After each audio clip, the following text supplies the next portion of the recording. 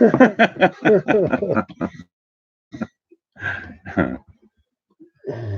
I can put it a little further back. Yeah. Okay, everyone. Good morning. Here we're live here with Gly from Exploring Abandoned and Forgotten Places. I keep forgetting that. I'm going to tattoo it on your nose, Frank. I've got a good memory, but it's short. Anyway, so we've been in Arizona here for the last 2 months now, and doing lots of real cool stuff here with Gly. He's found all kinds of locations. We went into a lot of stuff. So we're doing all kinds of stuff. We found a whole bunch of really cool animals and stuff in mines. We're the first people that we know of that's ever filmed a miner's cat underground, and we filmed 2 of them, and we just come across one the other day that we trapped in a mine. We got like within 2 feet of them, which is really cool. So we got some cool stuff on that. And what we're doing next is we have a really neat. We're doing a 4-part series, and what we're going to do is start on Saturday. So we're going to have part 1 on my channel, part 2 on Gly's channel, and then the next week we'll have part 3 on my channel and part 4 on his. So, so the idea is in he broadcasts just after mine, so you can watch mine, and if you like that, you can watch part 2 on his. So, but they're really good. Gly spent like about 70 hours. Yep. He's a way better filmmaker than I am. I'm better looking than he is, but he's good. Hey, no. he's more of a geek. He spends all his time on a computer pissing around this stupid thing. It just pisses me off. So that's a good team. Yeah, I make it look easy. I know. The cool thing about that collaboration, like he was saying, is so his will kick off at 6 a.m. Pacific, and then you'll be alerted 15 minutes later that the next episode is available about halfway through the show. So each one of those episodes is about 27 to 30 minutes long. So it'll be up and ready for you. Just as soon as you get done watching the first one on his, and you can jump to mine. And like you said, next week later. Yep. So not all you guys are familiar about the weather in Arizona. When we first got here in the middle of October, end of October, it was really hot. You get in the 90s every day, but now it's cool. Pretty much you need a shirt or something to go outside. It's not really t-shirt weather here. So good thing about that is rattlesnakes aren't as active anymore. We were seeing rattlesnakes quite a bit, and they love going in mines. It's quite warm in the mines. We're probably going to find some. We found rattlesnake skins long ways in mines, so we got to kind of watch out for rattlesnakes. There are lots of animals in mines, and we found like a lot of dead ones last little while. Goats, sheep. Like yesterday, we went in the mine. There was about 5 bodies we found of goats, sheep, miner's cat, 2 snakes, just a whole bunch of cool stuff. So. Yeah, it's the rule of finding a rattlesnake within the first 30 or 40 feet isn't 100%. Yeah, I think it's a lot of bullshit, because when you go further into the mines here, it's way warmer than it is outside. So I think the snakes will go further in. I know they go further in because we've seen we could read some of the comments, because we've seen the shed skins like way further in and way up. I mean, they can go up real steep stuff to something unbelievable. They probably climb as good as a rats can. So got to keep an eye out for them. So there you go. All right. So we're looking at the comments here. Good morning. Yeah, here we go. Cheers from Boulder. Yeah, hi. A lot of people ask us if we're going to go to Colorado, Nevada, and all that. Not this time of year. There's like 6 feet of snow there, so we're going to stick around Arizona. There's so many cool places to see in Arizona. Lots of mines here, so we'll be here till February, March, or something like that. And then I'm going to head back to Canada, and Gly's going to go up. I think eventually he's going to make his way back into Nevada. Right. And I'm going to meet him in Nevada. Probably, after summer in August or something next year, and we'll do a bunch more stuff up there. But we're filming so much stuff. I mean, we're out exploring mines every other day, so we'll have lots of stuff coming up for the foreseeable future. And we do. I've got some real big ones. They're still mapped out. We haven't even touched yet. So a whole bunch of awesome stuff is coming your way, guys. Let me tell you. You guys are awesome. You need to hook up with Jeff Williams. Well, we chat with him every once in a while, but he's in California. It's quite a long ways from here. And he does different stuff. He's more into mining, and he isn't explorer mines, so he's kind of doing something different. But the cool thing about him, he's a pretty good geologist, so it's interesting listening to some of his stuff. So we got Andy Amo here. He says, "Did you guys get to the Vulture?" Yeah, I was just up the Vulture. Actually, they're really cool there. So the Vulture, in case you guys don't know, the Vulture mine was the biggest one gold producer in Arizona. And it's been abandoned since 1942. So a Canadian guy actually bought Vulture City, and it's like a ghost town. So they fixed it all up and lots of cool stuff. When I showed up there, they're just about giving me a big hug. He says, "Oh, we're wondering when you were going to show up here." And they give me the keys to the place. So I camped right in there. There's all kinds of huge shafts and all kinds of cool stuff. So we'll be doing some stuff from the Vulture in the near future. They just bought a great big shaft going down there. It's huge. There's 20 miles of stuff in there. It's really cool. So we've got a bunch of footage in the Vulture, and you'll be seeing stuff from the Vulture in the future. Gary Bauer here, he says, I like old Bob because he takes you to a lot of neat places. And yes, he does. But he does break down every now and then. And I want to thank you guys and all my new subscribers because you actually bought old Bob a new steering gearbox. And I really do appreciate that. Yeah. Going to any mines around Phoenix? Yeah, well, the Vulture's just north of Phoenix. They're going to be going into other ones south there, and we're kind of to the east of there. So yeah, there's in this in the Phoenix area for sure. Mm-hmm. Surprise, I'm not sure where Surprise is. A little bit north. Yeah, that's right close to the Vulture mine. We were just there up at Wickenburg. And people tell us, oh, there's all kinds of mines in Wickenburg, and we spent quite a bit of time around there, and most of them are all closed off. So there is not many mines as most people think there is. There was a lot of mines around Wickenburg.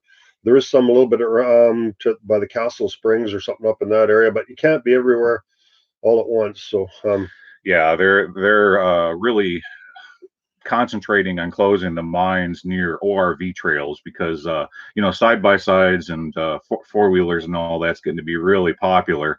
And so those take priority. So if you got any abandoned mines or open shafts near any of those trails, those take priority within the BLM's budget, and that's why they're closing those up. What else we have here? Some of the mines in Cornwall, UK might interest you. Well, yeah, they're pretty cool over there, and I've seen a few of those videos, but that's a long ways away for us guys. It's halfway around the globe there. Yeah. There's probably a million mines that are closer than that. And it's the same with the people in Australia. So you come down to Australia, but Yeah, I think what we've got going on here in the States is going to keep us busy for a little while longer. Let's see here. Wish I still lived in Wickenburg. Would love to explore with you guys. Well, yeah, one of these winters we're going to be up in that area. Well, we're kind of near that right now, so we might get over that direction eventually. I was at Wickenburg for a week or so. Well, not a week. I guess about 4 days, and that just south there in that Vulture Peak Trail. But yeah, we did find some mines, but there's not much there. That most of it's all been, like you said, been all closed off. Yeah, it's not really a lot of mines in that area. There's a lot better places to look for mines than around Wickenburg, I think. Anyway, so from what I've seen, anyhow. So, but that's always the problem. I mean, people say, "Oh, there's lots of mines in certain areas," and then you go up there and you don't know the area, and you spend a lot of time driving around that. Which is why we kind of prefer if someone says, "Hey, well, they've been in a mine, or they could take us to a mine." It's a lot easier than us having to try to find stuff. So from scratch, because the problem is it could either be private land, it could be blocked off, it could be closed off, and all kinds. There's all kinds of possibilities. So yeah, we spend a lot of time, looking for mines and stuff. So yep, and we also spend a lot of time looking at prospects. You see a little scratch or a diggy up on the side of the hill. And you walk all the way over there and only find out it goes in 40, 50 feet into a whole bunch of pack rat groceries, so, that wastes a bunch of your time too. But I've tried real hard to weed a lot of those locations out what you do is you can spend a lot of time on Google Earth looking at waste rock piles, and that kind of hones you in as to a good location, because ultimately the size of the waste rock pile determines pretty much, what's going to be, if it's going to be a big mine or not. Yeah. Yep. Like there's many thousands of mines within probably a 100-mile radius of here, but there's probably only maybe less than 10% of those that we would be even interested in going into. Mostly just prospects, holes. Right. There's nothing there, right? So it's difficult to going around the Jerome area. Yeah, I was just talking to a guy that's just out of Prescott, and maybe going up there at some point. There's some shafts and stuff. We might be going up in that area. So we haven't been up there yet, but we keep going to more and more places. So eventually we'll probably get up there. So Creepy Explorer say, hey, my favorite YouTube, love your work, guys. I really do. I'm amazed every time I see your new videos. Hey, we really appreciate it. We like doing this for you guys too. We have a lot of fun out there goofing around and making these videos for you guys. Gary says, welcome to the States. Thanks. And to me, it seems like I've never been in the States before, but it doesn't seem like any different in Canada. I keep forgetting I'm in the States. The people are just as friendly. They're the same. I know people say Canadians are friendly. I found the Americans just as friendly. I don't see any difference between Canada and the States. Well, there's a couple of things. The beers, different brands of beer. And you go to Utah, beer sucks. Yeah, just minor things. Raisin Bran I have for breakfast. You guys got pissy ass tiny little boxes. I got to buy 5 of them for every one that we can buy. But whatever. Yeah. But other than that, States is good. It's good. So George King says, you guys compliment each other well. Who reached out to whom first? And any plans on doing anything back up in BC together after this winter. Well, let me think about that. I do believe I shot you an email first. Yeah, I did. Yeah. Yeah, and you came back to me and you said that my videos were too slow. Thanks, buddy. Yeah. Yeah. You had to speed it up a little bit. Too much footage of that dancing doll in your Jeep and talking about old Bob. But they're getting better. But ultimately, yeah, we exchanged a bunch of emails back and forth, and I talked him into coming down here, and yeah, no crying wolf. I put Frank onto a whole bunch of mines, just like I said I would. So what are the specials coming specials about? Well, so it's a 4-part series that Glide produced the whole thing. So he's a lot better filmmaker than I am. And he spends a lot of time editing stuff. So we went into a pretty big mine and used a bunch of rope work to go down these ladders, and we got some really cool stuff with this mine cat that we found in there. Got some good stuff with him and bats, and just a whole bunch of really cool stuff. We'll get into some tough places. So yeah, that's what this it's a like collaboration thing. Like you said, there's gonna be a 4-part thing. So part 1 will be on my channel, part 2 will be on his channel the same day, and then the next week then we'll have part 3 and 4 on my channel and his channel. So that's what. But you're gonna see the quality of the production. Like the quality of my production is not really that good. I'd say Glide's is better. But it's a whole bunch of things that makes a show interesting, entertaining. And Glide hasn't been on any ropes yet, so I'm able to get into some of these more nastier places where you see more interesting stuff where the public hasn't been. So it's kind of a pretty good balance of the two styles and kind of merge everything together. Yeah, I don't do ropes quite yet, but in the future I may jump on the ropes. Glide says I'm an F-16 and he's what is it? Yeah. Frank, when it comes to exploring abandoned mines, Frank is an F-16 fighter, and I'm more like a C-130 Hercules cargo plane. they call that buff, right? Buff. Yeah. Big ugly. That's what they call the hurt buff. Big ugly fat fucker. And I am a bit chunky, all right, damn it. All right, quit making fun of my fat ass. Hey, you're the one that said you were a herc. I didn't say you were a herc. Yeah, but I damn near beat you racing me up that incline yesterday. Yeah, you were in second place. Yeah. Which was last place. I was right on your heels, though, you son of a bitch. Yeah, about halfway. Right. Okay, so what else we have here? What kind of wood did they use in the old mines? It seems to last forever. Well, it's not really the wood necessarily. Well, in the desert, I think stuff grows really slow, so you got really dense kind of wood and stuff, so it's going to be more resistant to rot. But the main thing is there's not much moisture and it's pretty dry, so you don't get the rot for that reason. So.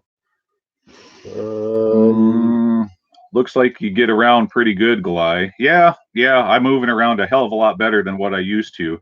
Some of you guys know maybe in the comments section, but about 2 years ago, I got cancer, and I had to fight my way through all the chemotherapy and all the nasty things that it did to my body, but I survived it, and I'm doing real good now. It hasn't come back, and I don't think it's going to. So, yeah, that's what's going on with me. But for a while there, I couldn't move very good because of all the damage it did to my nervous system.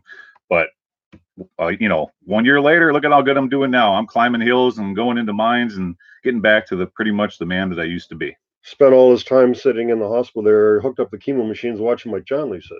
Yeah, exactly. Yeah, and that's how this started. That's how I found Frigg. So if you rewind the hands of time and go back to about 2015, I was sitting in the chemo chair because you get to do that about 3 times a week. And what are you going to do for 7 hours a day, 3 times a week? Well, I was sitting in the chemo chair watching Frank's videos. That was back in the days when he still had his dog, Max. And I said to myself, you know what? If I can ever get back out of this chair, I'm going to get out there and do the things that I love. And one of the things I used to do was explore abandoned mines. Fast forward a few years later, and look what we have right here. So that's a pretty cool story. Yeah. So we got a couple comments about the ventures and yeah, our styles and stuff. So we also had a producer from LA that come out and spend a day with us, and we took him into some mines and showed us some cool stuff. And he had never been underground. He does a bunch of stuff for National Geographic and some pretty extreme stuff, but he had never been underground. So he's pretty interested in seeing what we're doing. With our production, you'll see with this new series coming up, it's pretty much good enough. I would think we just put it right on TV. It's probably better than a lot of stuff you see on TV. So I don't know. You'll see it and judge for yourself, I guess. So we're trying, our kind of dream or whatever is we could work together and produce our own stuff and have some other outlets for our stuff. But we'll see how it goes. I mean, if not, we'll just keep doing what we're doing on YouTube. So. What do we say here? This is how I scroll here, right? Right here. No. See them. Some of them guys are swearing in the comments so they get hell. That's a good thing, they don't censor us because I can say whatever I want, eh? Eric Peter says the fat will be gone soon. That's right. I've already lost like 25 pounds. So, hey, yeah, you're right. The Duke says I could show you a couple of mines by Prescott. Lots of levels and ladders. Yeah, that sounds interesting. Okay. What else we have here? How you doing, brother? Sorry, I've not been around much. Dr. Death. No, yeah. Well, we don't want Dr. Death around. No. That's not the kind of doctor I want to go see. I want to see a gynecologist. That's the better kind of doctor than Dr. Death. Oh, what else we have here? My mom said, "What do you want to be when you grow up?" I said, "A gynecologist." Yeah, guys, let me tell you, you're gonna have to hold out and definitely watch. It's going to probably air after the collaboration series, but Frank and I went into this mine and it's called the Glory Hole. There are some pretty darn funny comments. So yeah, make sure you watch that one. Anyways, just join at breakfast and eat brazen bread. I don't know. Guy always wants to go out for breakfast, but I just sit at home and eat brazen bread. So I've been eating brazen bread for breakfast every morning for about 30 years. So I'm kind of a boring guy, I guess. Frank lives off a Raisin Bran, bologna and cheese on wheat bread sandwiches. Oh, it says love Glory Hole. So yesterday we were in a mine, or day before yesterday, or whatever. We were in a mine called the Glory Hole. So yeah. I thought it was going to be pinker than it was. I was kind of surprised. I never seen a Glory Hole that was black before. Oh, Frank. Hello from Vermont. Hey, how's it going back there? I suppose by now all the leaves have fallen off the trees. Make some exploring abandoned mine stickers for vehicles. I did that, but I couldn't find anywhere that would make them for like a decent price. I think I got one in my truck. It cost me like about $15. It's crazy. So I don't know, but I ain't got much patience for all this internet shit and ordering stuff and setting up websites. I never had any luck with it. Same with coffee cups, but I don't know, whatever. What else we have here? We have messages other on Facebook. The internet really sucks here. So Gly's set up in his trailer and he's got good internet here, but it's so crappy where I am, I can barely even open up Facebook. So communication is kind of a real challenge for me here. So Roy Reed says best show on earth, guys. Thank you. Hey, we appreciate it too. It's not on earth, it's under the earth. Yeah, under the earth. There you go. The best show under the earth. Yeah. Cold, yes, and it's winter here. Well, it's winter here too, but it's not really that cold. You should get out more. Yeah. We're outside every day, pretty much. Watching all them over and over, good stuff. J Finger says, nice saving that tortoise. Yeah, that was pretty cool. So we got into that mine and didn't notice it when we first got in there. At least I didn't. And then when we turned around and was coming back, that's when we looked down, or I looked down in there, and at first I thought it was a rock, and that's when we found him. So I guess sometimes that does happen. Tortoises, they crawl into a mine and fall down into a wind. Yeah, that particular winds, it was it wasn't very in, about 50 feet, but it was pitch black in there. So he was just kind of walking along, I guess, trying to get a little cooler, and he couldn't see, and he just fell in there. So there was another one right beside it that was dead. It was mummified. It had been there for quite a while. So we all know we've seen 3 desert tortoises in mines and one outside that was crossing the road one day. And speaking of tortoises, if you go back, this is quite a few. I think it was episode 4 or 5 somewhere in there. I found a tortoise down in a decline shaft at the very bottom. It was the one that's called Poison Gas. I'm going to be going back to that mine because at the time I didn't have the right kind of respirator to go further in because of the massive quantities of ammonia gas down in there. But I'm going to be going back to that mine. We'll see if I find that tortoise again, if maybe he's alive or dead down in there. I don't know. So we're not collecting any wildlife. We're trying not to disturb any wildlife. We don't, bother anything at all. We didn't have any water with us, so we couldn't give them any water. But they don't typically, there's no water in the desert anyhow. They just eat plants and stuff to get water. So he was heading out to some vegetation. I'm sure he knows what to eat. So right, seemed to be in good shape. So I don't think there was, any cause for alarm. We were quite a ways from our vehicle. We'd hiked to that mine.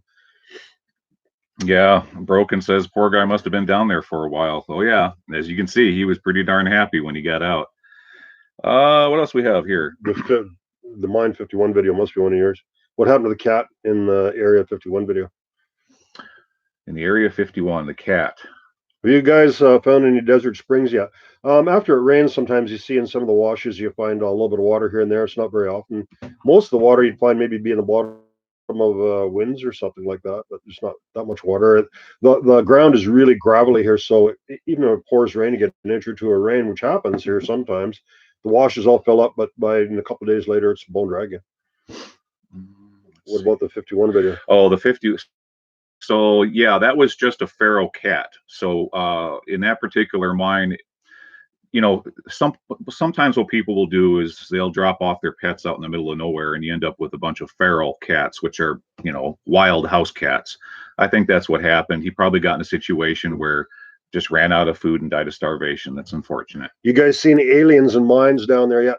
Well, no, we're not. I mean, alien, I mean Mexicans, I guess, coming off the border. We're too far from the border, but we were in a mine yesterday. It was kind of interesting. And we found it was a stash of a whole bunch of food and stuff. And what we figure what it was is from back in 2000 when Y2K was coming, somebody had a little stash there, and they figured the world was going to end in 2000, which it didn't. But so, and we looked at a bunch of this stuff, and there was some peanuts and stuff in there. And we looked, and the date, was 2003, so we think it was from 2000. So stuff had been in there. Been in there. It was like 18 years, and it seemed to be still in good shape. It was kind of funny, eh? So someone thought, oh, it was a way up in the desert mine, up way high up there. So they figured nobody ever find it, I suppose. Yeah, we found it.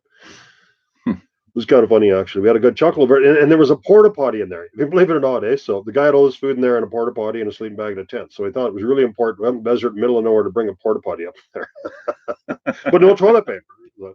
This must be city people. He said you can crap in the bush like everybody else. Yeah, I don't know. But they hauled it way up the bloody mountain in this little cave. It was kind of funny.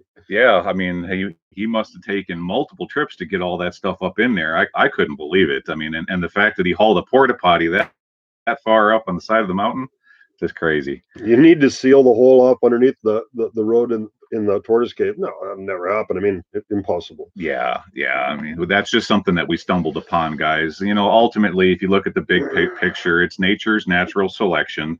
It happens all the time, all across the world. So, you know, I think all in all, we haven't seen a lot of wildlife killed by winds in mines. I think all in all in the desert, it's beneficial to the wildlife because we see a lot of wildlife in them because it's cool in there. It's a lot cooler in there. Yep. So bats, there's like hundreds of bats. We were in a mine that had I don't know probably 800 bats or so. We took some video of them yesterday. So there's a lot of bats in mines, and those miners' cats, we're seeing those in mines where there's a lot of bats, and what they're doing is they're feeding on the bats. So the bat population's exploded because of all these places, more habitat for the bats. So it's been good for those. Right. And so the snakes they're going in there to get out of the desert heat. There's all kinds of animals in there, crickets, all kinds of bugs, snakes, and the sheep and the goats and stuff. They're in there. We see some of their bodies in there, but they get killed from whatever and dragged in there. I don't know, but I think actually we see a lot of wildlife in these mines, and I think in the long run it's not a big danger to the wildlife. And some of them do die or whatever, but they could have been dead and dragged down there by something that ate them too. I don't know. So, yeah. And Frank loves bats, guys. Well, I don't mind bats that much, but lots of times you're going through there and you don't see them, and all of a sudden they just come right at you. They're just like a dart, just and they make you jump. For some reason, they tend to dive bomb Frank more than they do me. I think it's the fluffy beard over here. They just look at that thing and go, "Yeah, they want to make a nest." Yeah. So,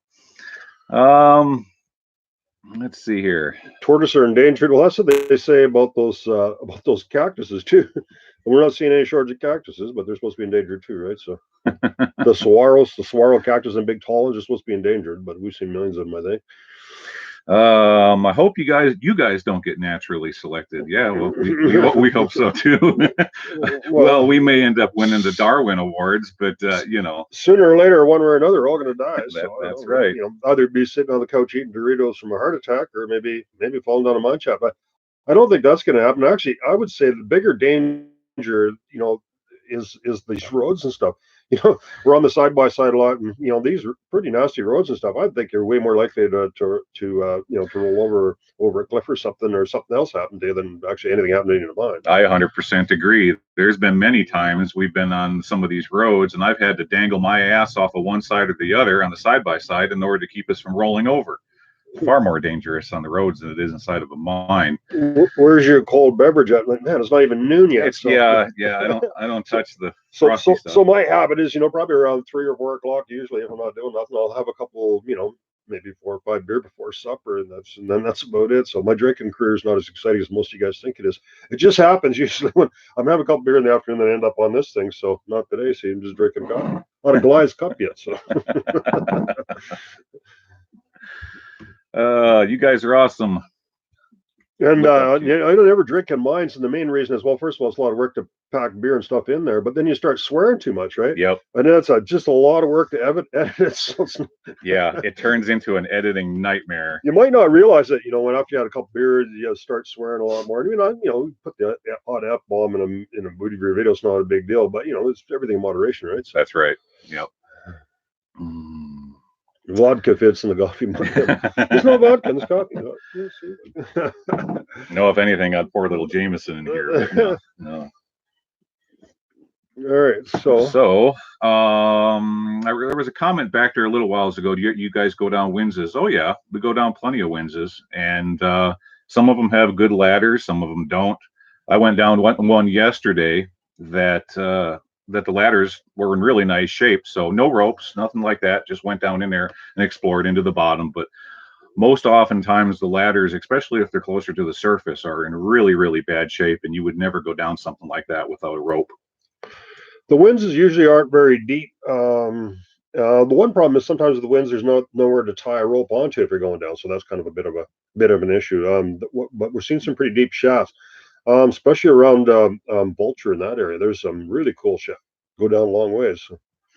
And my girlfriend Sharon, she's going to come up in January, and she's really keen on rope stuff. She's a really good climber. So we bought a bunch of 10.5 mil rope and new rigging and stuff. So we're going to go down into some of these real deep shafts with her. So Goliath kind of keep an eye. The top guy, and then we're going to go down into some really deep shafts, and hopefully find some big crosscuts and get to some areas that nobody's been into for a very long time. So ultimately, guys, the reason that I'm not doing a whole lot of ropes is I just need to lose a little bit more weight. I'm still coming down off of all that medical crap. And so if I can get another, you say 20 more pounds off of me, that'll make it much better to start climbing ropes again. Yeah. You ever use a Swiss chair seat for rappelling in mines? I've never heard of a Swiss seat. I'm probably going to buy a new harness. The harness that I have, there's other harnesses that come up over your shoulders and stuff that just a little bit more comfortable for if you got all your weight on those smaller harnesses, pretty hard on your legs and stuff and cuts your circulation off. So probably going to spend maybe $500 on a really good Petzl harness, and we'll be using that more. Gordon R. Langford says, large stopes seem surprising. What is it like finding those large ballrooms? Well, it's pretty darn cool. So what those are, and the reason that they're so big is you have to imagine that one time that's a giant ore body. And so they went in there and they carved it all out. And what do you have left? Well, you have a hole, a giant hole. But after the hole is made, what can you do with that hole? Well, you can use it for ore storage, because oftentimes they can't get the ore out of the mine fast enough so they can store it in those locations before they send it up the decline to topside. So someone asked if we ever been hurt in mines. I've never been hurt in the 4 years that I've been there. There are just a few scratches here and there. So, and in BC, I don't know. I've looked at a whole bunch of places. I've never heard of anyone being killed or injured exploring Nevada mines. In BC, the government spends no money closing them up, so I think it's a waste of money here. Frank, did the bat lady in BC be interested in bats down there? Probably not really. I mean, there's bats everywhere, so that they're interested if they have their area or whatever. Yeah, probably could look at the pictures, I guess. But Mark Reed says, have you ever gone into a mine and the hair goes up on the back of your neck, or are you too unflappable? Well, the only time the hair goes up on the back of my neck when I'm in a mine with Frank is when he farts. Well, it's like everything else. The more you do something, the more you comfortably get with it. So if you've never been in a mine, you just went it the first time, it makes you kind of nervous. But we're in mines every other day for years on end, so it's like a second home, so it doesn't bother you at all that way. So yeah, you're right. When the appetite returns after chemo, the extra pounds add on. That's it. Yes, it does. Yes, it does. Nova Scotia, about 13 people died in the mines, probably working in mines. There's lots of people that died working in mines. It's a lot more dangerous. Kind of like, say, if you went to a logging show or something when they were logging, you walked around there and there's trees falling, a whole bunch of stuff happening, and there's machines running around. It's a pretty dangerous place. But if you go there after all the machines are parked and there's nothing going on, you walk around there, there's virtually no danger. So, and the mines like that, they're a dangerous place when they're operating. Right. If you're not taking all the precautions and all that, but just to kind of sneak around them as long as you don't touch anything, there's not really much danger.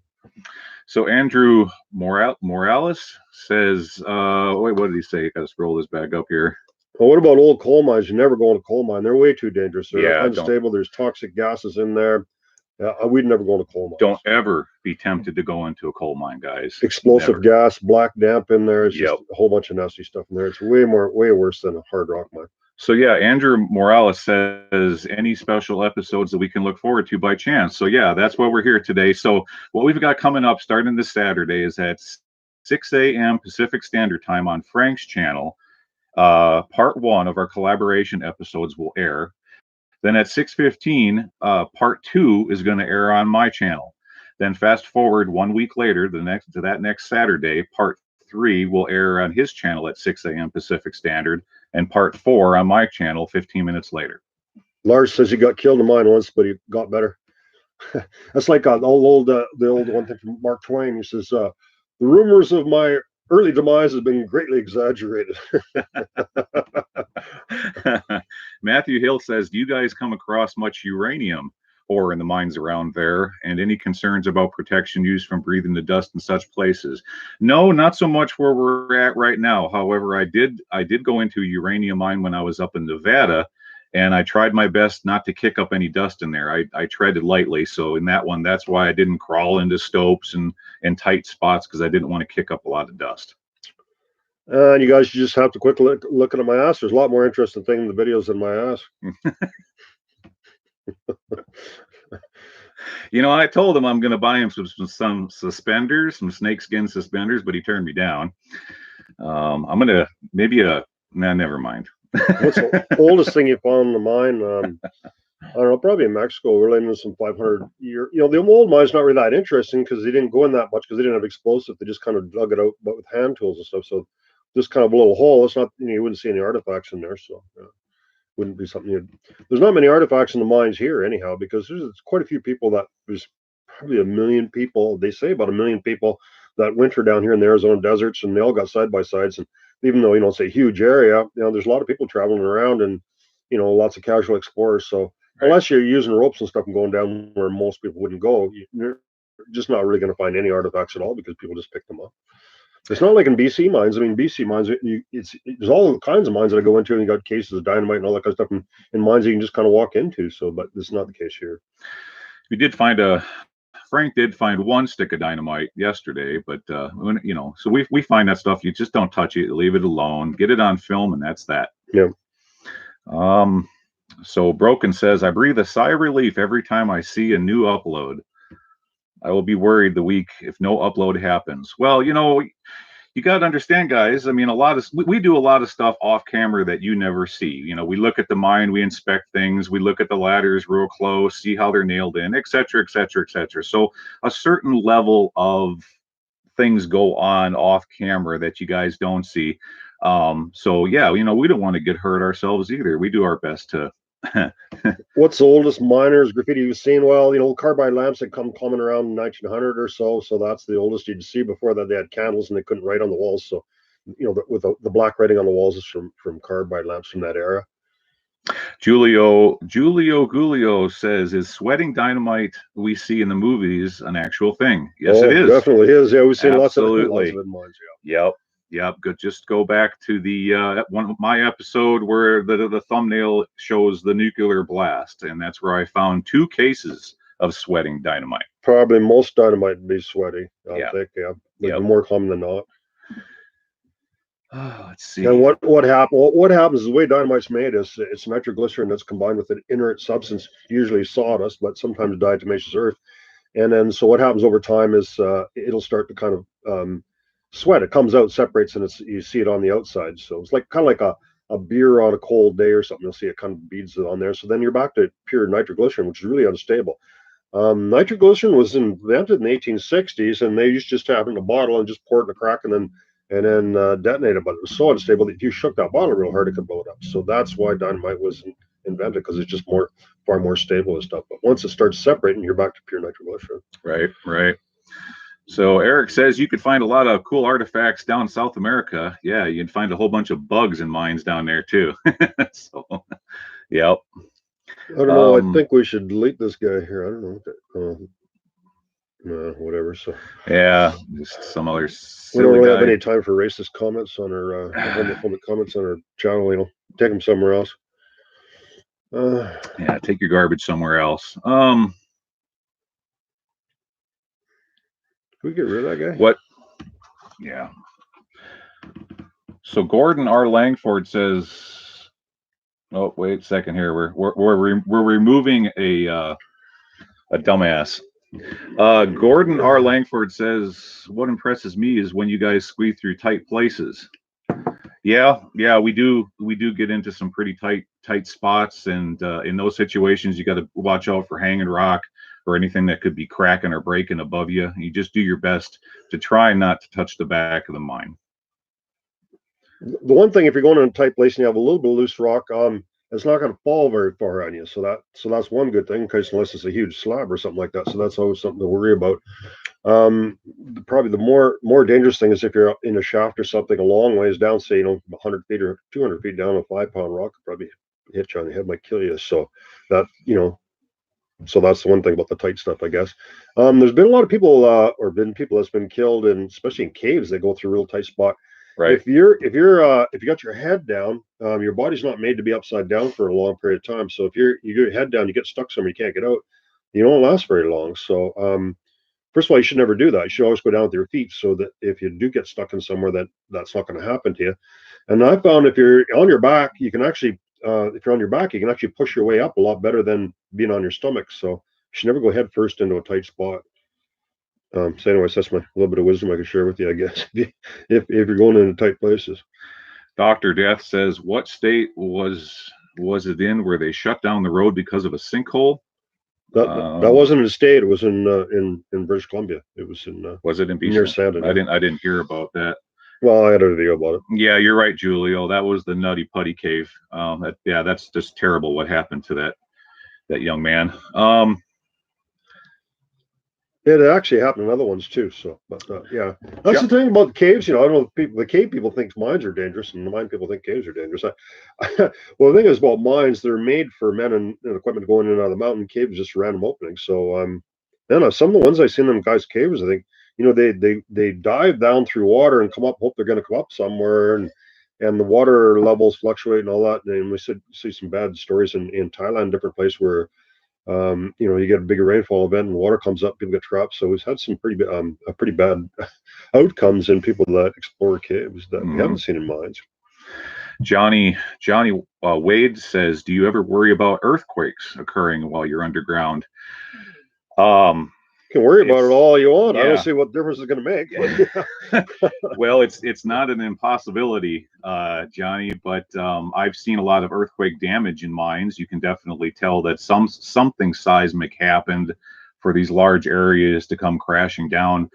The old miners tell me that when you're in a mine and an earthquake does occur, it sounds like a freight train moving through. It's really loud and ominous, and that's because of all the fault zones moving back and forth. So yeah, I hope that never happens. I wouldn't want to be in one if it did. Kind of depends on where you are in the mine. If you're just in the main hall level, they're good and solid, and you see that nothing's came down for 100 years or so or more, so that's probably all right. But if you're in some of them stoped areas where there's a bunch of stuff that's kind of cracking down, it's just kind of ready to fall anyhow. So it would probably be pretty exciting. Let's see here. Make a video show us how to go into a tight hole. I'm eagerly. I don't think we're going to branch into porno. Into the porn channel here. Rob Top says, I'm eagerly awaiting Frank to get spooked. Well, I see Frank getting spooked all the time, but it's from bats. It's You guys ever think about going to the French catacombs? Yeah, definitely. That's kind of really on my bucket list. That's my favorite place to go. But the problem is, and we might go anyways, but the problem is if you don't have anyone to take you where it is, there's hundreds of kilometers to that. You're not going to find it. You're just going around in circles. So unless you got someone that's really experienced and knows where all that stuff is, I'm going to say you could go over there and try to find someone, but you don't speak the language, it's going to be difficult. Let's see here. Would a spooky encounter even scare you, Frank? Big balls. Wouldn't scare me. Yeah. Actually, I look forward to it. I mean, if something like that's going to happen, I welcome it. I mean, come on, bring it on. I've never seen anything spooky or any of that ghost and I don't believe in any of that kind of stuff. So. I don't believe in any of that stuff. So yeah, bring it on. If it's out there, whatever. Mostly people put stuff like that and fake stuff about ghosts and stuff, and just to get views on YouTube and stuff. And we try to. We're kind of trying to raise ourselves above that. There's lots of interesting stuff in mines. You don't have to make anything up. Steve Taylor, hey Steve, how's it going out there? Yeah, I've replied to a lot of your comments. You're an awesome subscriber, man. I really do appreciate it.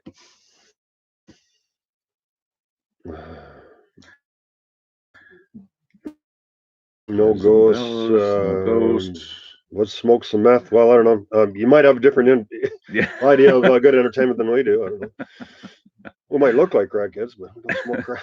No. Or crack meth, whatever. Say no to drugs. You two are a better combo than beans on toast. Jeez, I don't know. I think beans is my favorite thing to have on toast. Yeah, okay. You start eating beans on toast, Frank, you can go explore these mines by yourself. We're not that close to Mexico, yeah.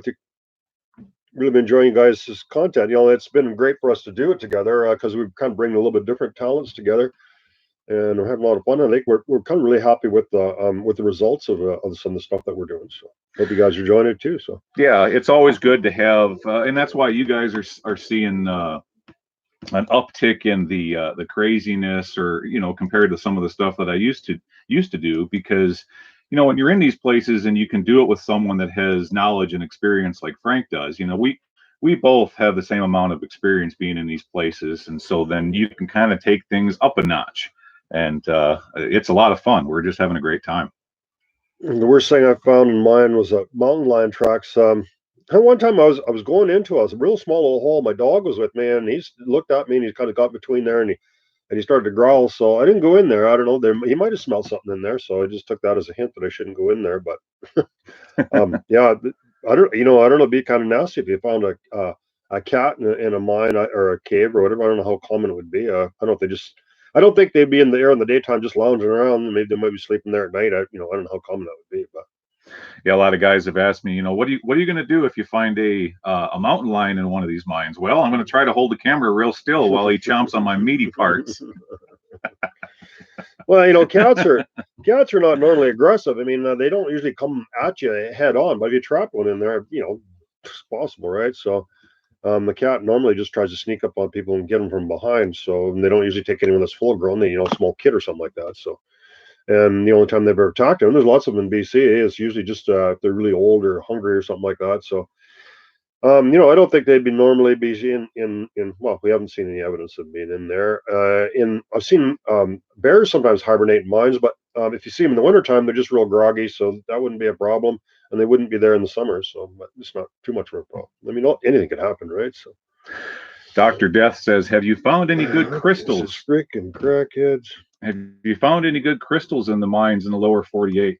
Yeah, we found some pretty cool fluorite in a few of the mines, and we're looking into getting the right kind of black light to take into these places. We think that would be pretty neat, because we have found some layers that would definitely luminesce if we got a black light onto them. Are you even allowed to take a few crystals from old mines? Well, mostly, why not? I mean, they're not minerals or anything. So if somebody owns their mineral rights to the mine or something, who's there to say? Right. We don't see a lot of crystals in mines, really. What else we have here? Shut it, Josh. Yeah. Yeah. Really. Yeah, I think we shut it down. I love green fluorite. Interesting about fluorite, was in a fluorite mine, the Rock Candy mine up in Grand Forks, and The stuff underground is really bright. The sun bleaches it pretty quick, so the stuff underground is purple, green, black, and everything is really cool. But once it gets to the surface, it gets bleached out really quick. So James Burke is asking me if I ever plan on going up to BC to explore some mines up there with Frank. Well, we've talked about it, that's for sure, and that may happen. One of these summers. I don't know when, but I've always wanted to go up there. That would be really cool. Frank, you're going to give us a video tour in your museum. Just look back at my videos uploaded last year. I was there. Yeah, about a year ago I did one, so I did about every year. So yeah, but I haven't really put a lot more stuff in there since then. So you can look back at my videos and find one there. So Frank, explain to the guys again what we got coming up again this weekend. This Saturday. Okay, well, so we got a 4-part series or whatever. So we're gonna have part 1 and part 2. Part 1 on my channel, part 2 on his channel. And then the next week will be part 3 on my channel and part 4 on his. So, right. So we have about an hour and 40 minutes altogether, split up into 4 segments. It's really probably some of the best stuff you've seen on YouTube as far as exploring abandoned mines, I think. We spent Gly's spent a lot of time editing it, did a really nice job on it. Yeah, I really put a lot of love into it, guys, and I had some fun, putting it all together, and I think I churned out a pretty good product. Would you like to dive in a flooded mine? No, not really. No, I'll pass on that too. That's really dangerous. If you're diving somewhere where it's pitch black dark, if your light goes out, you're dead. You won't be able to find your way out. And there's the stuff you can get caught in there. It's a confined space. A lot of times, high altitude, you have to put nitrous in the gas. It's really complicated. It's not like going for a swim in the ocean in the sunlight. Oh, James says, yeah, I'd really love to be out there with you guys. Yeah, it's pretty cool being out here and doing this, and we love bringing it to you guys too. We're having a lot of fun. Do you ever get worried you're gonna get stuck in a mine? Not really. No, I've got enough flashlights and backup batteries and everything. If I was telling Frank yesterday, if I was to turn all of my flashlights on in their absolute lowest setting, I could be underground for over a week. The other guy that drives the Jeep, well, that's him. So best of luck. That's me. That's old Bob. Yep. You guys are the best, hands down. Well, thanks, guy. Thank you. Your editing is awesome, and it's like everything else. The more you do of it, you better get at it. It really is. And to be honest with you, I didn't know a thing about editing videos until like January or February of this year. So you just learn as you go. You learn new things. It's like anything else in life. Yeah, I just use a really simple program called Movie Maker 8. But I uses Adobe Pro, and it's Adobe Premiere. It's a lot more complicated to do, but the results you can do. You put different tracks on there, and the sound and everything's of a better quality. Do you bring food? No, we've got lots of food, but we just bring it all in our stomachs. Yeah. We typically go out in the morning and bring a sandwich or something, and we're back by dark usually. So YouTube watcher says, yeah, TVR is a good channel too. He is. He does a good job. His camera work is awesome. His editing's awesome. I enjoy his videos. To make an Amazon, you want a high-end camera to stream with. Well, I don't think we'll get any better looking with a more high-end camera. No. You might tell us just see how ugly we really are if you had a really good camera. So it's probably better off with this. And one of these days, guys, I will do an equipment reveal and then go through all the stuff that I use when going into these places. It's coming. I'll be doing that in the future. What you're seeing here is probably because we're doing a live stream, so if the resolution's not good, it's nothing to do with the camera. It's just the upload speed of either your computer or our equipment. So it's nothing to do with the camera. It's just this is a brand new laptop, and it's the camera that comes with it. So yeah, my internet here isn't like fiber optics, guys. It's a satellite dish. Yeah, which is a big challenge in the desert. I mean, even at these campgrounds and stuff, there's virtually no internet, and you can barely even. Someone sends me an email or something, I probably can't even open the attachment. And people send me pictures and videos all the time. I can't see any of them. The best thing to do is post them on Facebook or something like that. That's usually the best. I've got a Facebook page called Exploring Abandoned Mines. If you have something to post, you post it on there, and then it uploads, and then you can probably see it on there. But in a message or something like that, you probably can't see it.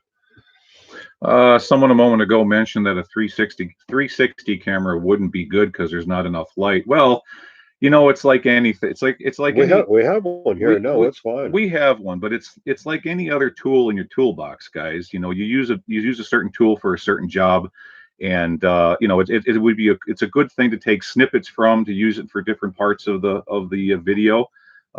So yeah, they're kind of cool. So Rooster says, please tell me who's with you. So this is Gly from um,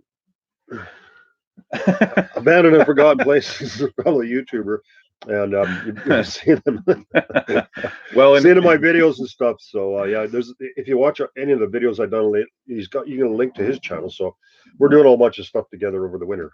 So when I started my channel, guys, I was Mr. Mystique. I didn't show my face, and I can see why. yeah, I mean, look at this ugly mug. I mean, I got a face only a mother would love. It's like a can of worms. Oh, and I've got hair to cover mine up, so you should consider that option. I've tried, but it just basically turns into a giant. Well, it doesn't look good. So so when I started my channel, I didn't show my face. You guys just heard my movie tone voice all the time. But no, now I'm back out in front of the cameras. So yeah, this is what I look like. He figures, if the sheriff didn't know what he looked like, he wouldn't be able to serve him with a summons. So I haven't. I'm in charge of anything since I've been here, so I'm not sure if it's necessary. I got a nasty letter from a lawyer, but I told him to stuff it. So I don't know. I haven't heard nothing about it since. So. Yeah, I got a big nasty Twinkie bill I'm running from them.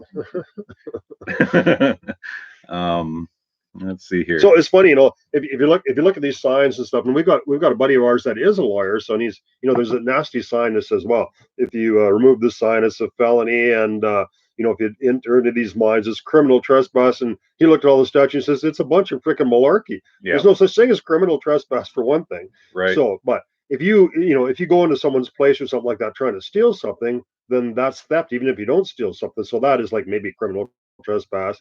But if you hop over a fence that says no trespassing, mine property, whatever, and you take a video, that's not a felony. It's just a misdemeanor. Yeah. If you're just doing it for the purpose of just documenting something, if you're going there with the intent to steal something, then that's another offense. So so it's a bunch of malarkey, anyways. But. Yeah, we looked up the statutes, and if you damage a sign, or if you cut fence or damage bat bars and all that stuff, you have to understand. Technically, yes, that is federal property, and if you damage it or do something to it, it is what's called a Class 6 felony, which is the lowest tier possible.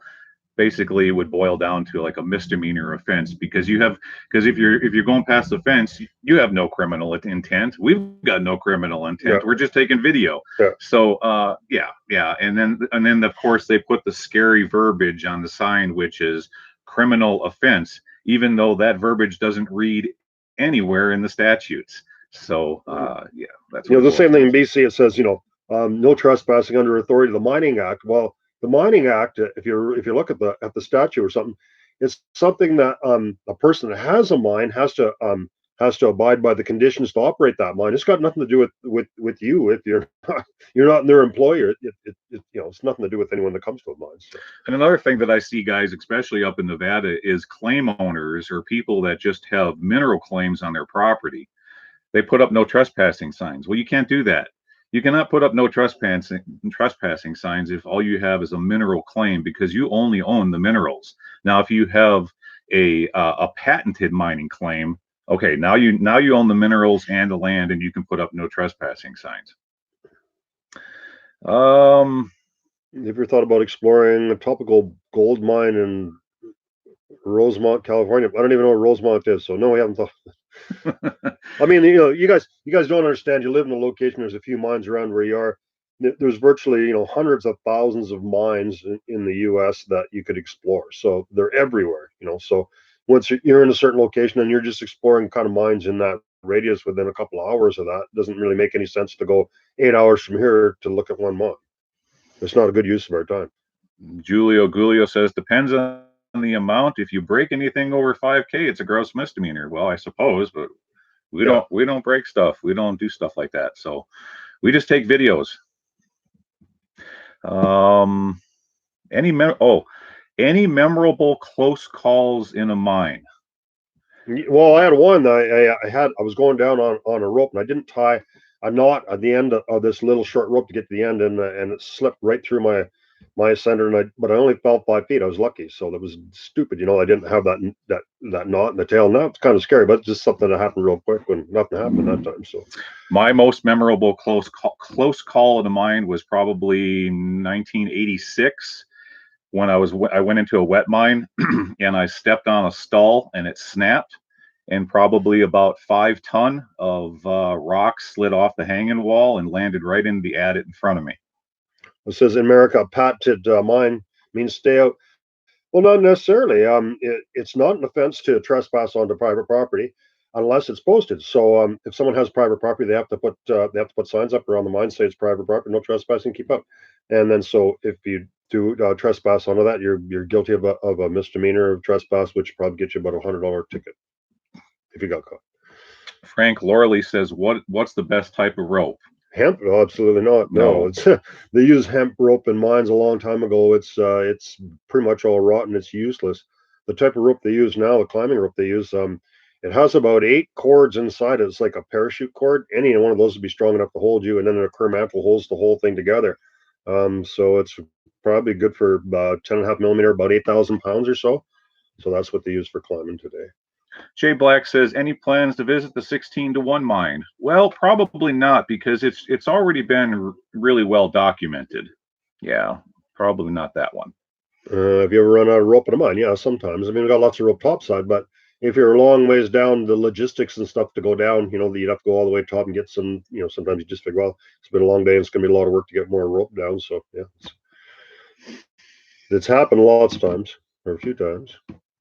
Imagine running out of rope halfway down the shaft. Well, it's not really a big deal. You just go down, you have a knot at the end, and then you just go back up. Go back up. Yeah, that's that's all you do. A couple of times, we went down. When we were at Swansea, I went down, and there was good ladders all the way down. But I was just taking the ropes to the ladders down. It was about 30 feet to the bottom. I made a call, looked like the ladders were good, and I just kept going down without a rope. So you have to make that call. Lots of times the ladders are good here, but just as a precaution, generally use the ladders and the rope in case you don't know. You don't know as you go down. It might not be securely fastened on something, and you can fall. So. YouTube watcher says, do y'all use markers in big mines? I've used my little flashy dog markers one time in a mine, and that was my on the episode called Epic Mine. That one was pretty squirrely back in there. So yeah, I threw a flasher on the floor just to kind of mark my way a little bit. But most often, maybe this last one that we were in, the episode called the rainbow mine that we explored. Now that one was like Swiss cheese, and Frank tied a flag on a ladder going down in there so that we could kind of have a marker on the way out. But most of the time, no, you abide by the right hand rule, and you're not going to get lost in these places. Apart from coal, what other mines you wouldn't go in? There's lots of mines you wouldn't go in, especially when you're looking at deep shafts and stuff. If the collar is loose or unstable and there's a bunch of loose rock in there, we just don't go down it. It's got to be pretty stable because the danger is something falling on you. And we've seen other openings and stuff that was you have to make that call. You look at it and decide whether you want to go in. There's lots of mines that, well, not lots, but quite a few that we haven't went into that wouldn't be able to go down. Says how many feet of ladders and ladders from hell video? I don't know, probably 200-300 feet, something like that. Lorley says, do you bring backup lighting for emergencies? Absolutely. I've got enough backup lighting to where I could spend a week underground. Yeah, we have lots of lights. Lots of lights. The Camp Mine page says, interesting seeing the mines in Arizona. Can't believe they mine for gold in these mines. So not just gold, but gold, silver, and copper usually. But. Yep. Julio Gulio, question on everyone's mind. Have you ever had to be rescued? No. Nope, hasn't happened to me yet. I had to be rescued from an airplane crash one time, but it was just because I needed a ride. So I ditched a plane in the ocean called Search and Rescue, and they had a helicopter to pick me out of a real remote location. So basically, I just needed a ride home. Let's see here. Fun reviews. So I like to invest in a good light. Go on eBay and buy one. So the ones we use are Fenix lights. They're really good lights, and it cost me $100. You just plug them in a USB port, so you don't have to buy batteries for it, and they last for years and years. You never have any trouble with them. Rob remembers the time you almost froze on a raft. Yeah, that was. Doesn't know about that. Yeah, I was in some water. It was really cold, and I was shaking so bad I couldn't hold the camera. But I had an air tube, so I set the camera on there, so I was able to film. And but yeah, it was pretty cold in there, and it was in the middle of summer too. Outside was hot. Jewel says, "Do you always tell someone where you go down in a mine alone?" Yes, I have a very when I'm solo exploring. Okay, I've got a very strict procedure that I abide by before I go out to these locations. I've got two people that I tell the longitude and latitude coordinates, where I'm going, how long I'm going to be, etc., etc. And there's also explicit instructions on what to do if I don't come back at a certain time, who to call, etc., etc. And it's a really, really good redundant system that I use, and I feel we're comfortable with it. I don't have a system at all. And Well, I've been all kinds of places. I never know where I'm going, or sometimes I'm not in contact with anyone. You're in the middle of nowhere. Frank just throws caution to the wind. No, But no, you got a Spotify, I've got a spot a tracker. spot So tracker. That's right. well, especially if there's two of us, it's not much of a problem because No. but so I got a spot tracker that could tell you where I was last. So and then if I get into trouble or whatever, you can call for search and rescue on that. But it doesn't work in a mine, so it would tell you where you were last. Goldo Boy 1, do you ever worry about finding the remains of a human body? Well, I don't worry about it, but I suppose if you jump down in enough holes in your life, Yeah, you might someday. I don't know. yeah. It probably more depends on the location. There has happened quite a few times where someone they've dumped people in a shaft or something to hide a body. So that's happened before. And when it happened in Eureka, there was Yeah. a couple of teenagers or whatever that disappeared and someone threw them in a shaft. So yeah, it hasn't. I'm not worried about it. Could happen. Yeah, Could happen. If it does, we just call the sheriff or whatever. And that's all you do. Just call the sheriff, and then they take the investigation from there. A lot of people think that you're probably going to find remains from some miners or something that died in there a long time ago. Very unlikely. If you're going to find a body in a mine, probably be newer. I think you'd be more likely to maybe find a gun or something like that down in the bottom of a mine long before you'd ever find a body. Yeah, it'd be a good place to. I think most people just throw them off bridges or something, use them in a crime or whatever. And, right. I'll tell you, if you guys have a body you want to hide, the mine shaft's not a good place to put it. No, someone's going to find it. It's going to smell. You're going to see buzzards. It's going to attract some attention. And there's, people think that mine shaft's a good place to have a body, but it hasn't been. YouTube watcher says Frank isn't as crazy as he seems, or maybe he is. No, he's not crazy.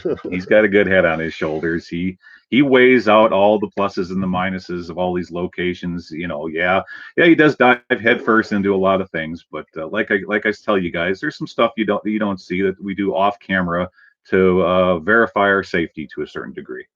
Yeah, it all depends what you're comfortable with. There's, and stuff. I see videos and stuff of people that do stuff that I've never do either. So right, it all depends what your experience and your comfort, and your training and stuff is, and depends on you, right? So, yeah, you're never gonna see me jumping out of an airplane in a wingsuit. Yeah, ain't gonna happen. Yeah.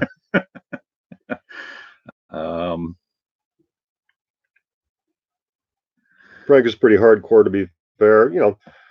Yeah, I guess I've had lots of people that gone with me in different places, and I'm pretty good physical condition. I've never have anyone been able to keep up to me. So, but like I say, people all have different range of abilities and physical. My fat ass tries to keep up with you, Frank. I do my best, man. Yeah, you try. Let's see here.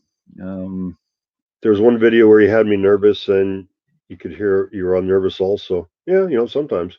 Some of the rope stuff. When I'm doing more and more of it, so it's get less nervous. But sometimes you're going down a 300-foot hole, it's just black down there, and you're by yourself, and it makes you nervous. I'd say since I started this channel and documenting these locations, the nervous I've been is the mine I went down into where the level of ammonia gas was so high that one of the signs you can look for is you start to see sparklies in the corner of your eyes. And that made me a little bit nervous. That's why I backed out of there real quick. If you're ever in the UK, we have good mines in Wales. I know in the UK they had a lot of coal mining there at one time. I think about 10% of the country or 10 or more percent of the country was engaged in mining for coal, and there's mines everywhere, and that run all the locomotives and the towns and everything in there. And now it's all abandoned, and they're not mining coal anywhere. So there's all kinds of really old mines. Most of them all just been really closed up or unstable.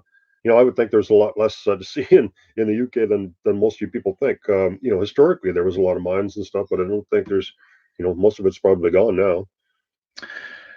Gordon Langford says, how do you know the names of the rocks and the minerals? Well, I've had an interest in geology ever since I was a little kid. And then, fast forward till the mid 90s, I owned and ran a gold mine for 10 years. It was a big placer operation. So within that process, as well as hanging out with a whole bunch of old timers, I learned a lot about rocks and minerals, not as much as someone like Jeff Williams knows, but I know the basics pretty good and what to look for in these mines when looking for gold and silver.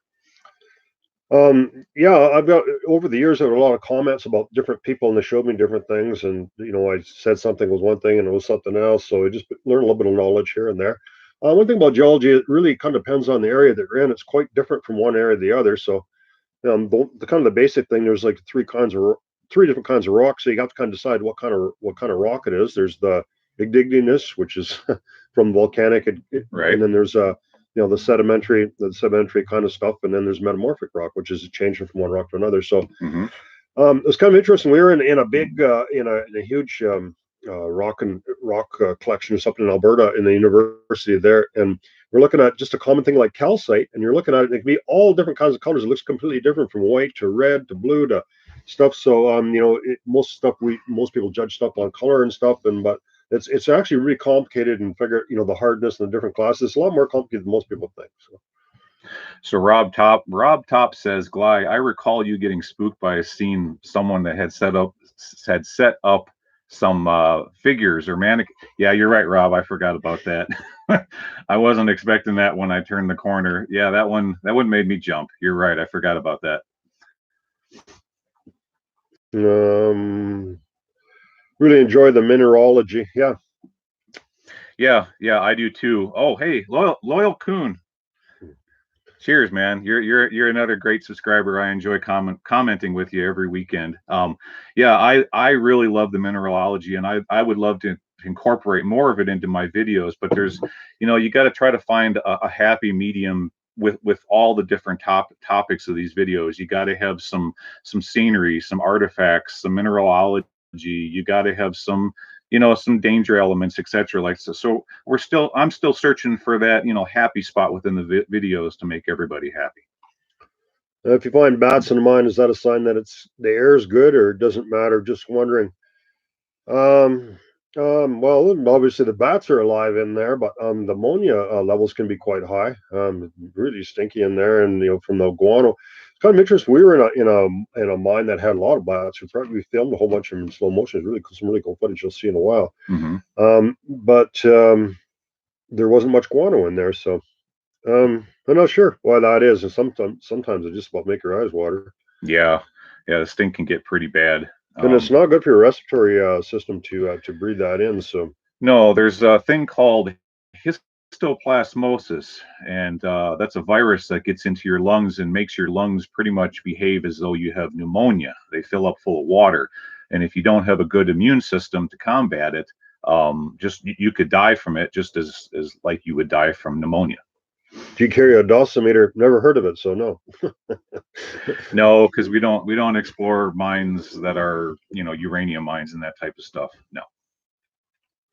Yeah, and the uranium and stuff, it's kind of it's a lifetime exposure or something. If you go into exposed casually to low levels of uranium or radon or something like that, it's not really a big deal. But if you're working there, you're there every day for 8 hours a day. That's that cumulative effect. It's like lead and everything else. So just because you go into a mine, it might have a little bit of this, that, and there's not necessarily going to be a problem. YO Gold's metal detecting adventures. Hey, good to see you. Welcome aboard. I enjoy chatting with you every weekend too. Great comments. The kids in Frank's Mexico trip were curious and cute. Yeah, it was kind of funny. They didn't want to go into any mines and stuff till I started going in, and pretty soon they were chasing coming after me. It was kind of funny. They didn't want to be outdone by that gringo.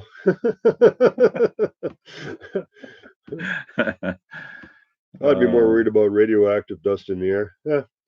we're getting old anyway. We're getting close. You got to die from something else before that takes us out. I'm sure. Yeah, yeah.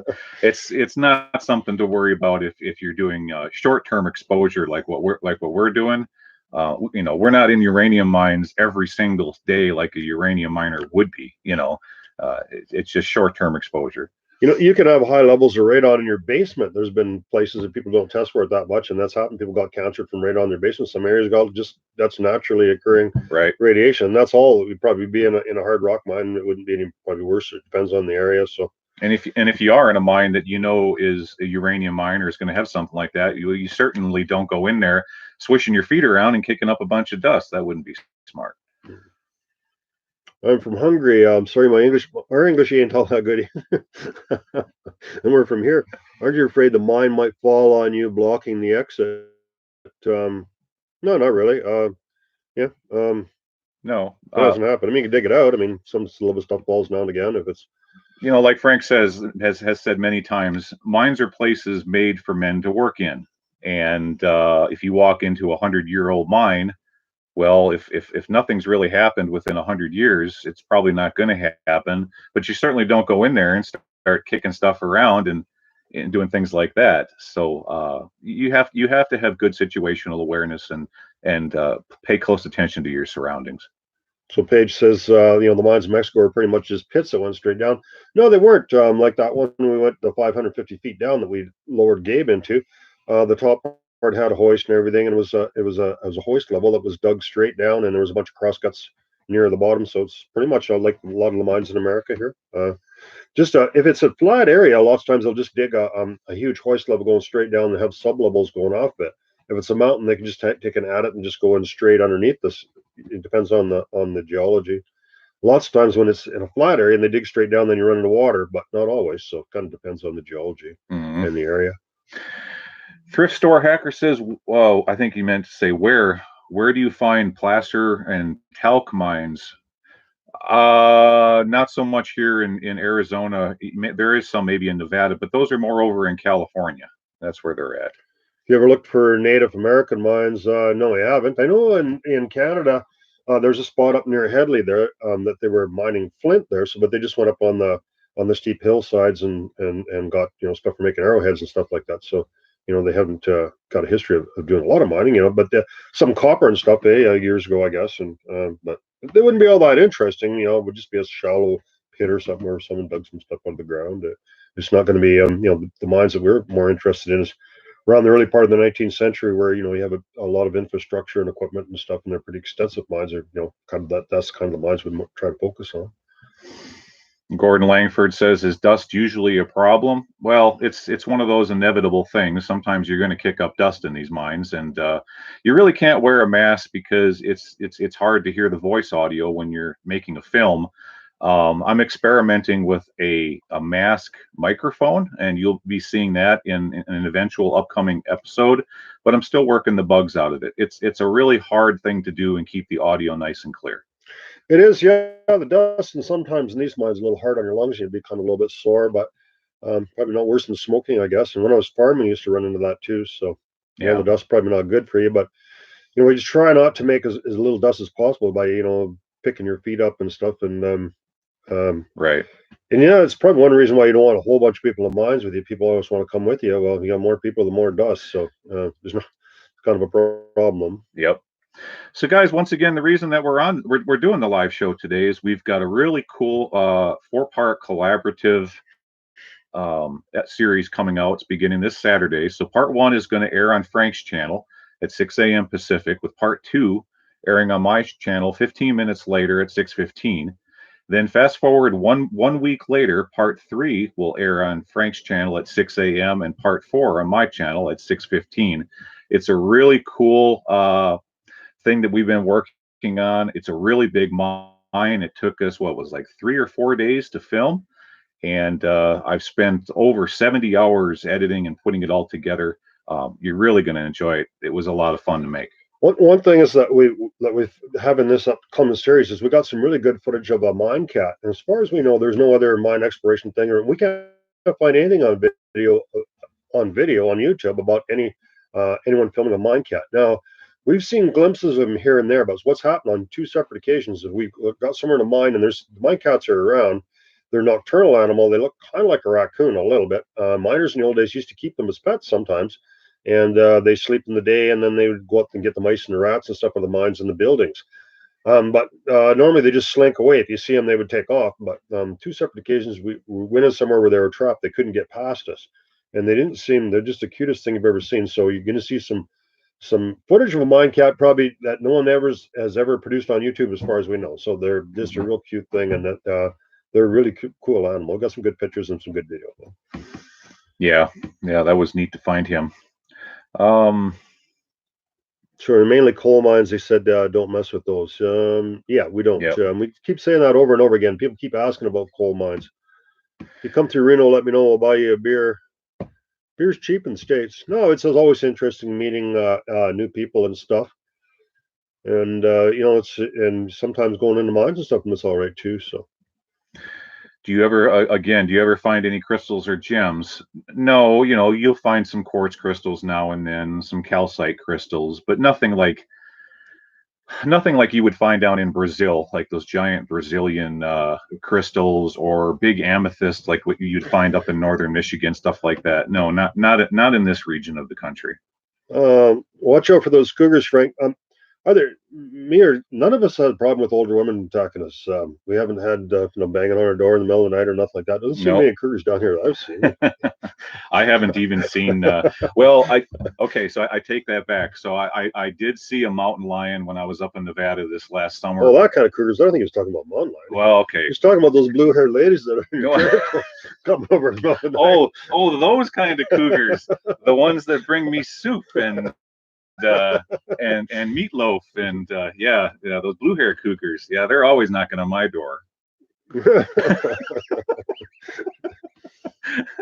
What's the oldest date you found a graffiti? I don't know. I've seen one said 1895 once, but I don't know if that I didn't carbon date it or anything like that. So yeah, 1895 was one of the oldest I've seen. Gly, would it be better for you in the mines if you had fresh air filters because of all the barking spiders? Yeah. That's a good thing my shit don't stink. Oh, really? You ever worried about stumbling into a cartel running mine during New Mexico's trip? Well, cartels in the States, they're basically just kind of associations of people that are, kind of almost like a mob that are controlling a certain business or whatever. And, there's coffee cartels and there's drug cartels and there's different things, just kind of people that work together. And sometimes they provide the security and stuff in outlying areas. So I would say, it's not really, we shouldn't really talk about it all that much, but the cartels control everything in the country. So if there's a group, a mine or something that's operating in a remote area, they're kind of kicking back a little bit of money to them. They leave them alone, and it's all good for business. So it's all pretty structured. It's not really a random thing. The only time that you're ever going to get in trouble with cartels is if you're stepping on their toes. For instance, say if you were, a tourist or something like that, and you went to a place like Puerto Vallarta or whatever, and you tried selling some pot on the beach to the tourists or something, that's going to be a problem because you're stepping on their toes. And those are the kind of people that disappear. For regular people that aren't affecting with their business and they keep themselves into that, you have virtually no reason for the cartels to ever come across them, anything like that. It's like in any other city. I mean, if you're in the drug business and stuff, you're going to be stepping on the other toes of other people that do that, and you're going to have problems. So that's my take on it, anyway. So, I spent a lot of time in the back country in the middle of nowhere and never ever had any issues with anyone. So GF Jeff says here, do you ever take a metal detector into these mines? Well, no, not really. That's not something I have one, but we've never been bored enough to bring it out, do anything with it. So. Well, for me, guys, you got to understand is I should put it to you this way. Long before Discovery's Gold Show came out and that became real popular, I already lived that life. I did that stuff for 10 years. So I know what it's like to run on a water truck and operate a backhoe and feed a trommel for 8, 10, 12 hours a day every day of the week. Kind of like operating a gravel pit, It's actually. yeah.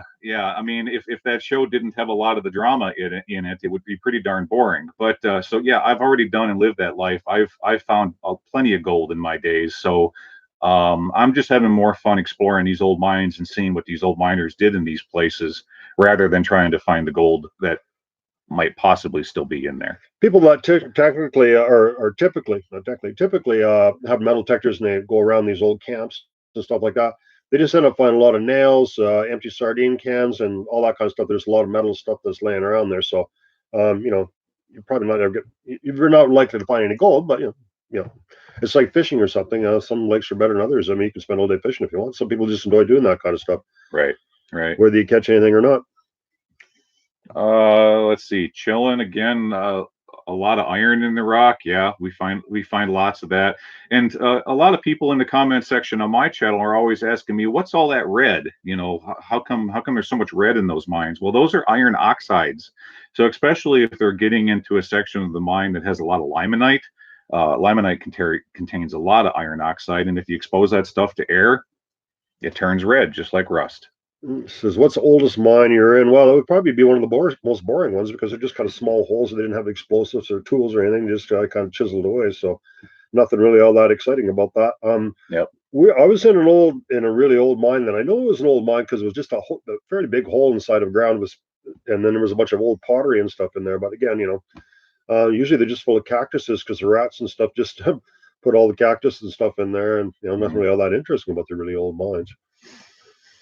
There'd be some places where there was some really rich ore, some old mines, but it's not something. There would be historic sites and stuff, but it wouldn't be something that we would find just randomly in the backcountry. And I found some really good ore in these mines, especially in the pillars, because a lot of times the miners had to leave pillars in place in order to support the back of the mine, especially in a stoped out area. So in those situations, yeah, you can see some pretty neat stuff. Is there a danger a mine could ever collapse? So it's actually a certainty. Over time, the mines will collapse. What's the danger of it collapsing when you're underneath it? Well, unless you do something to change, the state of bliss or whatever that's in the mine. For instance, if you rub against the back or you're leaning against a pillar that's rotten and just about ready to fall, it's not like they just collapse just because you happen to be in there. But again, if you do anything to change the dynamic or whatever you want to call it in the mine, then yeah, there's a chance it'll collapse. Which is why I always tell people, don't touch anything. When you're in there, keep your fingers off it. GT Gibbs says gold rides an iron horse. That's exactly right, GT. One of my favorite, sayings from Mark Twain, and he says, "A mine is nothing more than a hole in the ground owned by a liar."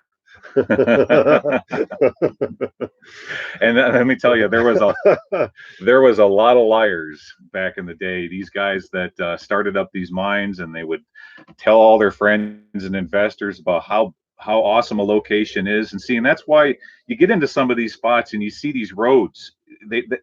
It's almost as if they put more money, time, and effort into the road getting to the mine, because then when we get to the mine, all it is just a little hole in the ground. Yeah, we saw that yesterday. Yeah, I've seen the amount of effort they put into getting to the mine and all that kind of stuff, and it ended up being nothing there. But right. I don't know. There's a couple different possibilities for that. Most times they're like they're investors, whatever. So they form a company and they say, oh, we got this great gold prospect, and they raise a bunch of money, and then they spend this money, building the road and the mines and put some buildings and all that kind of stuff, and then everyone gets a big bonus and their buddies are all working and all that, and it never really works. That's an old story. So there's all kinds of reasons for that, but it is, and it's even like railways went into big mines and all that kind of stuff, and they spent lots of money and sold shares and the railways and all that, and everyone just lost money and never went anywhere. So it's kind of interesting. So by the way, everybody, in case you don't know by now, I am Gly. I'm from Abandoned and Forgotten Places. That's the other channel out here on YouTube, and working with Frank on all these new videos. And his name is Gly Coolness, and he's the coolest guy on YouTube other than myself. Number one and number two here. No, you're the number two there, buddy. Hey, you're on my channel. Be nice. Yeah. All right. Yeah. Let's see. Speaking of roads, have you ever experienced any road closures on BLMs while trying to get to these remote locations? Yes, but mostly into wilderness areas is where I found that. I've seen that a time or two. They chain off the washes. They put in big steel posts in the ground and chain them off with cable or whatever. But it's been in wilderness areas. Now, further on north, like up in Idaho and Wyoming, I've seen where the BLM or the Forest Service has come in and bulldoze what are called tank traps, and yeah, that closes off the roads. What's really common in this area is just Mother Nature, because none of these roads are maintained. So some places where the road goes over a wash or something like that, and it comes down, it's just the bridge is completely gone, and it's not been possible to continue on the roads. So usually the government doesn't bother. There's roads everywhere. You wouldn't believe how many, thousands and thousands of miles of trails. And it doesn't take much to make a little trail to a mine in the desert. Oh, here's a good one. So Mike Wright says, Gly, I know you've probably already said this, but what's up with the tennis ball on the end of my walking stick? Well, here's what it is. So the tennis ball is, so when you're walking along and you run into a rattlesnake, well, the first thing that you do is you try to figure out where he is, and when you find him, you put the tennis ball between you and him, and he will immediately focus on that tennis ball rather than focusing on your foot or your ankle. And when you're waving that tennis ball in front of his nose, to him, it's kind of being perceived as a threat, and that way you can slowly work your way around to get away from the snake and start working yourself off into another direction. It's just a really cool thing to use that you can put between you and the snake in that short moment of time when you run into a rattlesnake. Because oftentimes when you're on these trails and you do run into a rattlesnake, it's like, bang, he's right there and he's within 2 to 4 feet away from you, and it sure is cool to put something between you and him, and that's what it's for. Oh, hi, Sue. So is one of our rabbit fans. Yes, hey Sue, one of how our you doing? favorite ladies That's from the UK. right. It's just been awesome, right from the has supported us and always makes nice comments. Just a really nice lady. So yes, she is. Hi, Sue. Hi, Sue. You're awesome. I like snakes, but not that kind. we don't need to go into your sexual history on this. Let's see here. Maybe one day you guys can head off to Bombertown and take a tour of the gold mines there, wherever Bombertown is. I don't know. You're welcome to check out the mines around Shasta. Have you seen a lot of snakes in this part of the country? No, we've only seen what? We saw two rattlers, 2 live ones. We've seen a bunch of dead ones and some skins and stuff. They say that there's approximately 15 rattlesnakes per square mile in Arizona, but they must be hiding because we don't. They must be hiding, yeah, because we don't see that many. Some of these mines used mules or pit ponies underground. Oh yeah, that was really common. But before they had locomotives and stuff, and the bigger mines and stuff, they used them. They actually with a big hoist and stuff, they took the mules and donkeys and stuff underground down the hoist, and sometimes they had stables and everything underground, and lots of times they went underground. They never ever came out again. They lived their whole lives under there. And the bigger ones. Was there ever any diamond mines in Canada, Frank? You know of any diamond mines? Oh yeah, there's diamond mines up in the Northwest Territory side. That's right. That's where all those kimberlite pipes. Yeah, there's north of Yellowknife, So that but it's not like a hard rock mine. It's a big open pit mine. Some of the lots of diamonds there. Frankie's staying south for the winter. We'll see in we'll be here till March or so, I guess. And head back in the springtime when it starts getting too hot here. Sue says, "Oh, I love both of you guys." Yeah, we love you too, Sue. You're awesome. We love you. Yeah. I spent a week in Morristown, Arizona, exploring I don't know. Well, Morristown, that's by Rick Wickenburg there. So come across the snake. Yeah, we were up there on the west side of that wash there in that area, but there's not really that much for mines. Most of it's been closed up now. The BLM's been in there and closed up the bigger mines there. Snowbird? No, I'm not a snowbird. That's what I thought when I came down here and I was in the restaurant and they said, "Oh no, you're not a snowbird. You're too young for that. You're just a tourist." You have to have blue hair to be a snowbird, and like bingo and stuff like that. Yeah. Country music. I did catch Frank playing some golf a few weeks back, though. So he's sliding that direction. Yeah. No. Yeah. Well, I like whacking stuff with sticks, so that'd be right up my alley. No, but actually at home I found a golf club when I was out exploring some mines, and then someone's been whacking golf club balls into my yard for my neighbors. So I've been practicing to go out there and drink a few beer and whack some balls. So I thought it was kind of fun here, but actually, I'm not that bad at it. I was actually under par on one hole. I won't tell you how many balls I missed though before that happened. Yeah. How many of those did you whack off into the cactus? Yeah, you know more about whacking off than I do.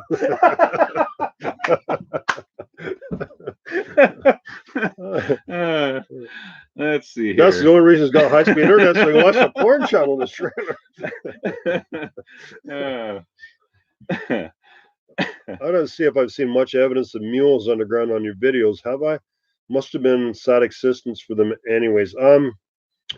Well, it was a long time ago, up in Phoenix, where I was in Phoenix, BC. There, I've got that cart and stuff, and those carts were pulled by mules before they had trains underground. So it's in the bigger mines mostly.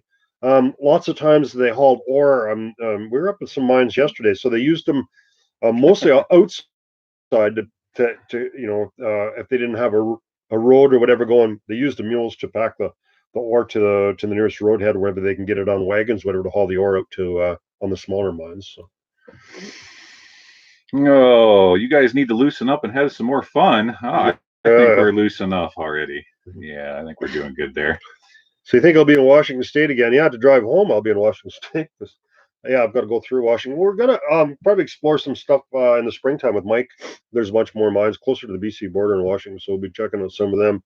Not way out to Seattle. It's too far from where I live. Let's see. Whacking off in cactus. Generally profitable. I'll tell you, those cactuses are nasty, especially those choyas. We learn a lot about cactuses down here. Oh, they're a really sharp cactus. They look like a teddy bear. They look real nice, but they have a sheath on the outside, and they got a really sharp needle point, and they'll go right into you, and you only feel nothing. But as soon as they get moisture, then they go in like that, and then they hook around like that, and you have a real hard time ripping them out without breaking them. They're really nasty cactus. They are awful. Yep. And then you get them in you all the time.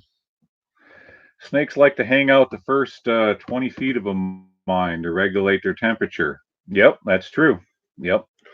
Well, in these mines, you go in about 20 feet, and it's quite warm when it's cool this time of year, and it's about the same temperature all in the mine. So I don't, they'll probably just be, I don't know where they're hiding or whatever. So we've seen their skins like way inside when it's dark, so they go in a lot further than 20 feet. So to think they only go, you won't see any after 20 feet is wrong, because we've seen their skins and dead snakes further in. So. Yeah, we've even seen one that was, the snake skin was dangling off the side or the ribs of an ad at once. Well, yeah, those jumping choyas are awful.